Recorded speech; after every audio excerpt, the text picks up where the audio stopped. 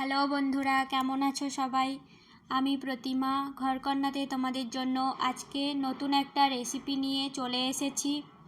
দেখো এই মাছটাকে তোমরা চিনতে পারো কি না। এই মাছটাকে আমাদের এখানে রানী মাছ বলা হয়। তোমরা কে কোথা থেকে দেখছো এবং তোমাদের এই মাছটাকে কী নামে ডাকা হয় তোমরা কমেন্টে জানিও। এই রানী মাছ হলো সামুদ্রিক মাছ। মাছটা খুবই টাটকা। তো চলো আজকে আমি এই রানী মাছ দিয়ে তেল ঝাল বানাবো। রেসিপিটা দেখতে থাকো। প্রথমে মাছটাকে কেটে ধুয়ে পরিষ্কার করে নিয়েছি। এখন লবণ হলুদ মাখিয়ে নিচ্ছি। ভিডিওটা স্কিপ না করে সম্পূর্ণ দেখতে থাকো। বন্ধুরা, আমার ভিডিও যদি তোমাদের ভালো লেগে থাকে তাহলে লাইক কমেন্ট শেয়ার করো এবং আরও নতুন নতুন ভিডিও পেতে আমার চ্যানেলটাকে সাবস্ক্রাইব করে নিও।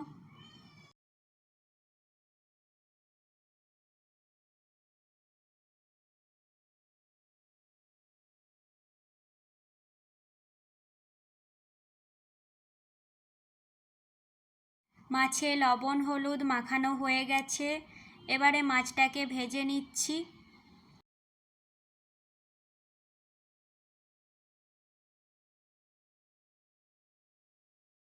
মাছটাকে ভালো করে উল্টে পাল্টে কড়া করে ভেজে নিতে হবে।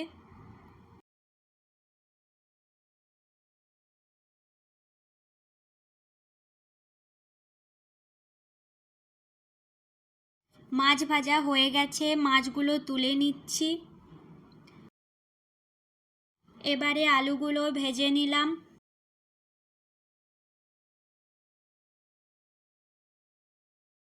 কড়াই তেল গরম করে ফোড়ন দিয়ে দিলাম। এবারে পেঁয়াজ কুচি দিয়ে দিলাম। পেঁয়াজটাকে ভালো করে ভেজে নেব। সামুদ্রিক মাছের তেল ঝাল, এ আবার নতুন কি এমন দেখাবে? বন্ধুরা, আজকে আমি সর্ষে বাটা ছাড়াই তেল ঝাল করে দেখাবো। সামুদ্রিক মাছ যদি টাটকা হয় তাহলে এইভাবে রান্না করলে অসাধারণ লাগে।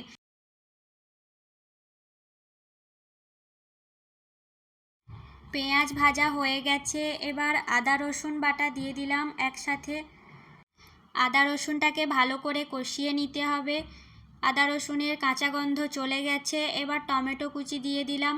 এবারে দুটো কাঁচা লঙ্কা দিয়ে দিলাম মাঝামাঝি কেটে।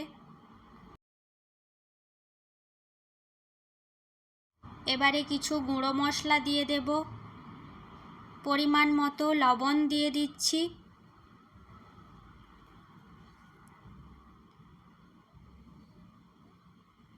হলুদ গুঁড়ো, লঙ্কা গুঁড়ো। মশলাটাকে ভালো করে কষিয়ে নিচ্ছি। দেখো মশলা থেকে তেল ছাড়া পর্যন্ত মশলাটাকে ভালো করে কষাতে হবে। দেখো মশলা থেকে তেল ছেড়ে গেছে। এবারে আলুগুলো দিয়ে দিলাম। আলুগুলো মশলার সাথে 2 মিনিট ভালো করে কষিয়ে নেব। রান্নার সময় যদি মশলা ভালো করে কষানো হয় তাহলে রান্নার স্বাদ আরও দ্বিগুণ বেড়ে যায়। আলু কষানো হয়ে গেছে। এবারে পরিমাণ মতো জল দিয়ে দিচ্ছি। জল বেশি দেব না, অল্প পরিমাণেই দিলাম। আমি গ্যাসের আঁচ মিডিয়াম টু লো ফ্লেমে রেখে 5 মিনিট মতো ঢাকা দিয়ে রান্না করে নিয়েছি। আলুটা সেদ্ধ হয়ে গেছে। এবার মাছগুলো দিয়ে দিচ্ছি। মাছগুলো দিয়ে আরও 5 মিনিট ঢাকা দিয়ে রান্না করে নেব।